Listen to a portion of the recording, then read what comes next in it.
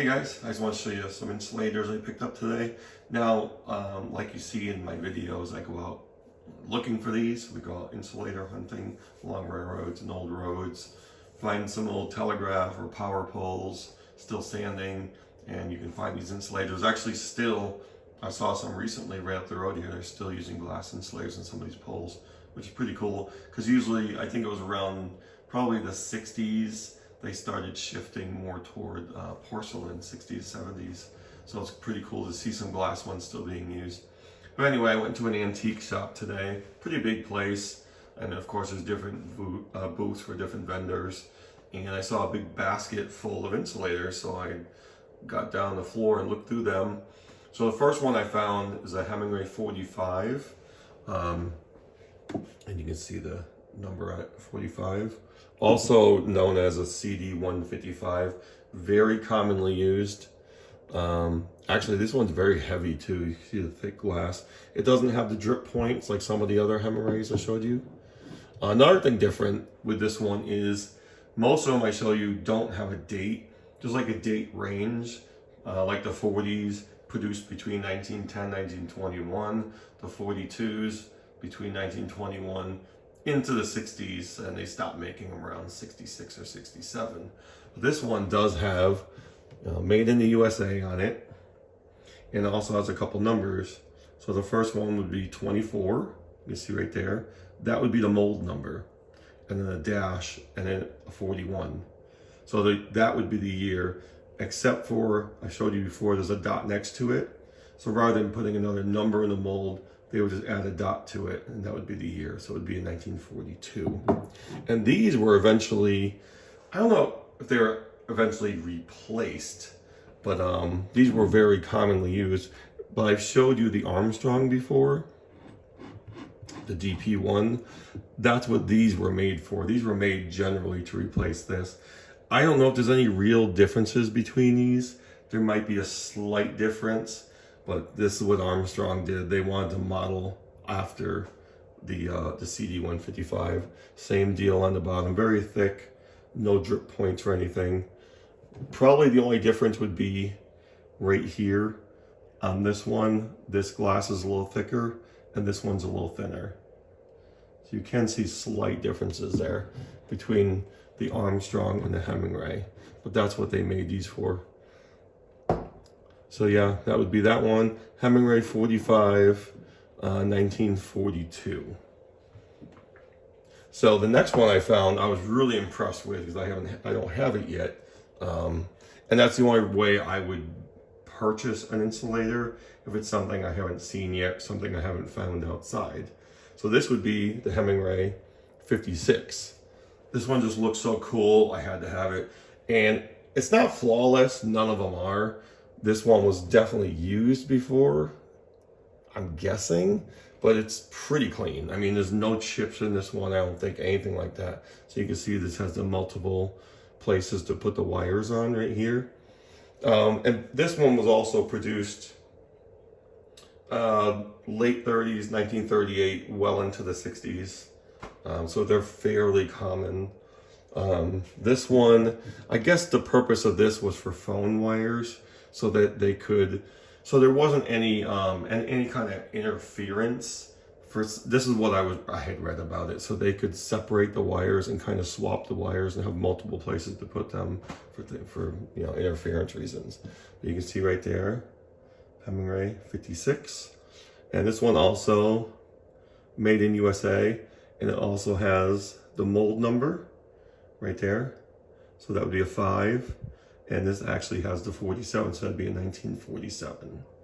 So also pretty common. These aren't rare by any means. Now, common, I mean, because they produce so many of them. Not common to me because, I mean, focusing on insulators, for me, maybe not even the past year.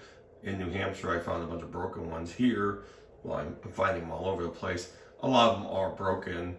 But I haven't seen anything like that. Mostly what I'm finding here is the 40s, Hemingway 40s and 42s.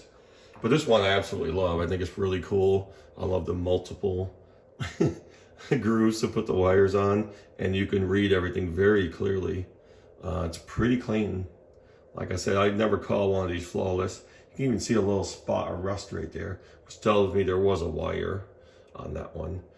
A little bit of issues with the mold here, but that's fine. These aren't cracks or scratches or anything. But it looks really, really nice. Very thick on the bottom and not smooth, just a little bit of texture. Very cool. So I had to grab that. So these were only $3 a piece. I got them out of a basket. Pretty decent. I mean, normally this style, pretty much all of them I've shown you so far, even the Aqua, they're only going to be worth probably between $1 and maybe, if they're flawless, maybe $6 at the most. Now, some antique shops, they're going to try to charge you like $10 to maybe $30 or something, which is crazy. But I don't say anything. I just don't buy them there. I'm like, well, that's not worth that much. I've even seen some with chips in them that they're asking like $10, $20 for. I'm like, that's crazy. Just because something is old doesn't mean it's valuable. It's valuable for like a collector. Like I said, I'm not really a collector. I do kind of find these things, but I just wanted to go in there because there's quite a few antique shops here, and I just wanted to see what they had. And there were multiple spots in this shop that had insulators, but it's just like a big basket full of them that caught my eye. So that's why I went there and just looked through. Got down on the floor on my hands and knees, emptied the basket one by one, and saw like that I have to have, because it's just not something, that's probably not something I'm going to find outside. So they were fairly common, but not to me. So that was my find today, right here. So the Hemingway 45, which is dated 1942 because the dot right there, and the Hemingway 56 dated 1947. So both in very, very good condition. This has some like fading on the inside, almost like scratches. It almost looks like a fog. I've scrubbed it a couple times. It just keeps coming back. So I think those are permanent sort of rub marks or something. Little chip in the top, not too bad, but the face of it, everything looks pretty decent. It's not broken under here. It's not cracked here on the face. So yeah, again, this one I really absolutely love. There was a couple of them, but I brought this home. They were already pretty clean, cleaned up a little more, but it just looks awesome. So yeah, I just want to show you what I found today. You can find these in thrift stores, antique shops, wherever. Probably the cheapest you're going to find them is what I found today. When I first walked in, I saw a Hemingway, an Aqua Hemingway 42, and they were asking $12. And I was thought to myself, oh God, here we go. Like, yeah, okay, whatever. Because again, it's probably worth $5 at the most. But but when I saw this basket, and I was afraid to look at the tags. I looked down like, oh, okay, well that's $3. Pretty much everything in the basket was $3 a piece. So it's really worth it to look around. Like I said, sometimes they'll boost the price in antique shops just because something's old. They think it's worth a lot, but I mean, they do have access to the prices online. It's pretty easy to Google, but that's what they want to do. Fine. Like I said, I don't say anything. I just walk away. But yeah, you can find a deal like that sometimes. And I'm going to go back there sometime because they had multiple areas. They even had some nice porcelain insulators, probably from about the 70s or something. But I'd like to check those out. I'll go buy it. One of them was probably like $6, which is probably worth it. So it's much bigger than these are, and it's really nice actually. But I just didn't. I don't know what company made it, but that's what I do. I get them home, do some research, and figure these out. Again, these are pretty common. They were commonly used. They're not common to me or most people out insulator hunting, probably because you just don't see them every day, depending on where you are. So just wanted to show you these, and let me know if you have these styles. I'm pretty excited about. Again, I don't know why.